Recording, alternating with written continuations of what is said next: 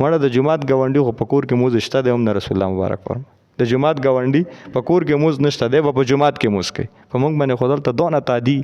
15 پلان کې وایي چې دا ټایم لږ ښکته کا پلان کې وایي چې دا ټایم لږ ښکته کا دا دی په خپله وایي یا دی بل څوک کلیوال وایي دا ټایم جې لږ اوږدېږي په خپله وایي کلیوال نه وایي بیا چې دا ټایم راښکته شي چې سلام وګرځم دی خو هم سب کې کسان ولاړ دي دی خو هم سب کې کسان ولاړ دي دا الله بندګانو چې نه راځئ په ټایم باندې نو سره را باندې دا ټایمونه ښکته کوئ دا ټایم خو دې دپاره دی تا له دې دپاره مقدر کړی دی چې ته جمع ته ځان راورسوه اوس منځونه هر سړی کوي ټول خلک لګیا دي منځونه کوي الحمدلله زه دلته په یو سړي باندې ګوته نشم اوچتولی چې دا کس به مونځ نه کوي دا زه تا ته د خپل د زړه حال ویم منافقت نه کوم